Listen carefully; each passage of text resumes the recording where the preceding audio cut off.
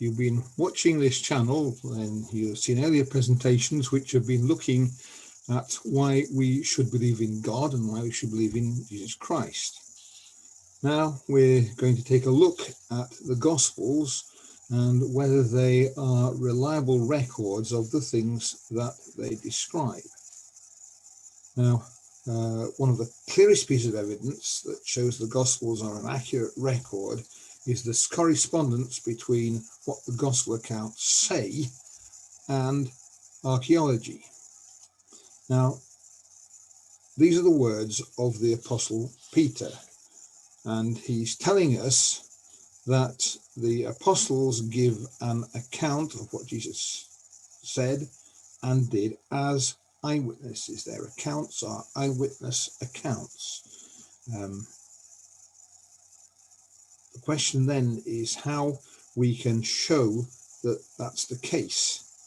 It isn't the only place where that claim is made. All sorts of people make that claim within the New Testament. Here are some other examples, 15 of them here. I ran out of space, so there could have been more. But the point is that the New Testament is full of claims for eyewitness accounts, that they are talking about things that the people who wrote them have seen themselves. Occasionally, skeptics will say that isn't the case, but they're wrong. The Bible contains many, many statements about eyewitness accounts. So let's think how we're going to show that these claims are correct. And one way is to look at the archaeological record. So the basic principle is this: the Bible contains descriptions of people, of places, of events, of customs, and some of these leave archaeological traces. So we can then see what the archaeologists have discovered and compare the two. And by finding places where both of them are give a witness to the same thing, we can see whether the Bible is a reliable witness of what's happening. So let's go on and look at some examples. First one is the example of a person. And this particular person, well, you can see the inscription that is left up here. And if you look, you can see a name written on the inscription. It's an inscription in Caesarea, and it gives the name of someone who appears in the Gospels. Just try and make it a bit clearer. That's the reconstructed wording there. So the letters in black, we actually have the ones in grey are conjectural. We're working out what is likely to have been there. So what it says is Caesareans, Caesarea, probably it might be Munich city or Nautis, the sailors, but it's then a Tiberium, a temple to the Emperor Tiberius. And it says Pontius Pilate, the prefect of Judea, and then dedicated, probably. It might be refecit, which will be restored, but probably it's dedicated. So Pontius Pilate existed. Here he is. He's left his inscription. There are coins from Pontius Pilate as well. And we know that Pontius Pilate was a character in the New Testament. He's mentioned by a couple of other writers outside the New Testament. But he was the governor, the Roman governor of Judea, who ended up condemning Jesus to death on the cross. So we've got a detail in archaeology which matches our picture in the scriptures, in the gospel records. Right. Different one. This is a rather more convincing example, and it's part of an account of a miracle where Jesus turned water into wine. If you look in John chapter 2 verse 6, you'll see that the water had been stored in jars before it was turned into wine by Jesus. And the little detail that's there that's important is that it says they were stone water jars. So they were water jars that were made not out of pottery, but out of stone. Now, almost any archaeological dig in the Mediterranean region will turn up many large earthenware containers which were used for water or for grain or for any of the things that people wanted. They're called pithoi. There are lots and lots of them, but they're virtually never made out of stone. Reason: stone jars need to be turned on a lathe rather than made on a potter's wheel, and they're very expensive as a result. But it turns out, here's an example from a house that was in Jerusalem and destroyed in 70 AD, was burned. And here you can see 2 stone water jars and the remains of 3 pottery ones. The reason that the stone jars were used was under Jewish law, they were more resistant to ritual uncleanness. If they became unclean, they could be cleaned out and then used again, whereas the pottery jars had to be broken and disposed of. So there was a reason for having stone jars where there were a very large number of observant Jews all living together. And that was the case in Judea and in Galilee. So here in this passage, the fact that there are stone water jars means we've got a little tiny detail, and a significant detail in the text, which is confirmed by archaeology. Here's another one. Another example of a miracle. Jesus is in a house, he's teaching, and the house is absolutely packed full of people, so that when some more men come along with a man who's paralyzed, they can't get in. There's just too many people in the way and they can't get through. So they go up onto the roof and they let the paralyzed man down through the roof, and Jesus heals him. Now, again, there's a little detail here, and that's the fact that the roof had tiles. Now, it was quite common, especially in this part of the world, for roofs to be made by covering the ceiling, or what we call it, with branches, and then putting clay on top of that and letting the clay bake until it was in the sun, until it was waterproof. And but in the area around Galilee, that wasn't what happened. This is it's called Gamla. It was built sometime just before the birth of Jesus by Herod the Great. It's a sort of fortified village. It was destroyed by the Romans in something like 68 AD and never rebuilt. So it's a sort of time capsule of what houses were like at the time of Jesus. And you can see there's where the village was. There's the former synagogue, and this is the wall of the village with the tower at the top. And what they found looking at that was that the houses were tiled with things looking like slate, but actually made out of basalt. So these tiles were on the roof, and there's a description of the kind of custom they had in Galilee. Capernaum isn't far away from there, and it's in the same kind of geology. There's another building. This is it was once the Pool of Bethesda. The Pool of Bethesda is described in the Gospel of John, and it's a pool with 5 colonnades, or a system of pools with 5 colonnades. And the critics in the 19th century were saying that couldn't possibly happen. That's an obvious mistake in the Gospels, because it looks just like a pagan healing sanctuary, and you wouldn't allow something like that in a holy city like Jerusalem. Well, then they dug and they found it. The pool itself would have been down there, or just about see it. This would have been one of the colonnades, and here we've got remains of a kind of temple and some minor baths. And here's a reconstruction by Lane Rittmeyer.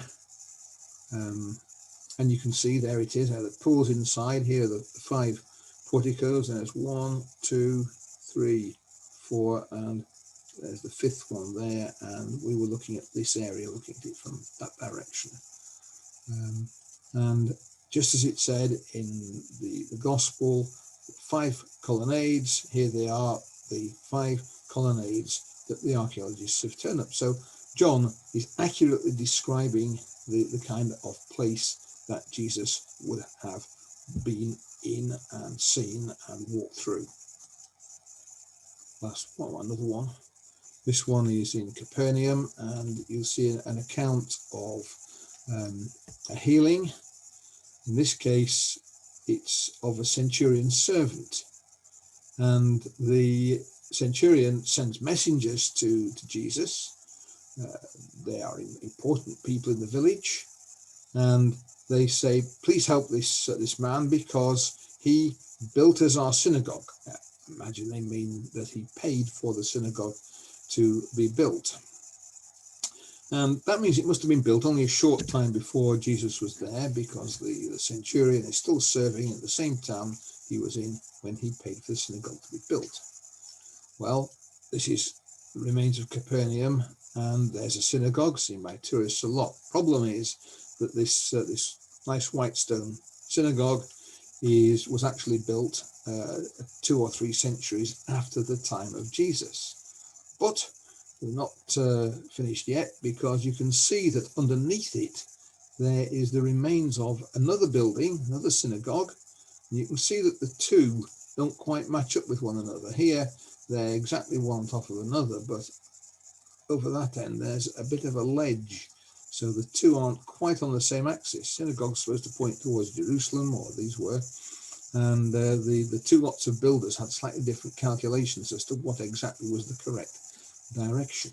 So there's this black basalt synagogue that was there rather earlier than the white one, which is standing on top of it. So how do we date it? Well, they dug a trench. There's the trench. They dug it down into the foundations of the black synagogue, well, both synagogues, and you can see here's the black stuff at the bottom. And the builders had done what a lot of builders do all over the world. When they had rubbish, they threw it into the hole before they covered it up. And in fact, they also lost some small coins down there, which wasn't worth getting out of the muck and mortar. So they just left them there. And from that, we can date the time the synagogue was built. And believe it or not, it comes out to be just before the time of Jesus, just a few years before. So that synagogue was built at exactly the right time. Now, the Gospels are full of little archaeological details like these. Why is it important? Well, it's important because in 70 AD, well, no, it wasn't, it was in 66 AD the war started, and the Romans and the Jews started to fight one another, and it took them until 70 AD to capture Jerusalem and destroy it. And in fact, the last strongholds fell in 73 AD. This is taken from one of them, and there's a picture of a Roman camp where the Roman soldiers were camping while they besieged Masada, which is where the pictures are taken from. And it was a well-known fact that Vespasian, or he was the emperor and the general at the start, the emperor at the end, had conquered the Jews. And there it is on one of his coins: Judea captured, Judea has been taken captive. And that meant that the Romans removed the population, they scattered them through the Roman Empire, mainly as slaves, and the people who settled there a long time afterwards didn't even speak the same language. They didn't have the same names for things, they didn't follow the same customs, and what had happened was entirely forgotten. So the fact that the archaeology is accurate shows that the people who wrote the Gospels knew exactly what was going on, and they're remembering what happens, and they're getting even the tiny details correct all the way through, even though they were living in different parts of the empire maybe when the Gospels were written. We can go on, because there's evidence of predictions of the future in the archaeology. Here are 2 parallel accounts of what Jesus was saying. As they came out of the temple, the disciples said, "Look, teacher, what wonderful stones, what wonderful buildings. Look at this." And Jesus makes a prediction. He says that there'll be a time coming when there won't be left one stone on another that won't be thrown down. Okay, that's what the temple looked like. That was the actual temple itself on top. And it's built on a kind of platform, which is man-made. And that's held up by other walls at the bottom. But it's the temple that Jesus predicts would be completely destroyed. Okay, let's go to what the archaeologists discover. What we have here, let's go back. We're looking at this area down here, this corner on this wall here, and you can see this arch. Well, that's the spring of that arch there on the edge of the wall, and you can see even the platform that the temple was built on has tremendously large stones. This lady here, I know her, she's reasonably tall, and you can see that the stone next to her, that stone's got to be good 5 feet tall. These are magnificent stones, and this is just a platform on which the temple was built. Now, it's very rare for buildings to be so badly destroyed that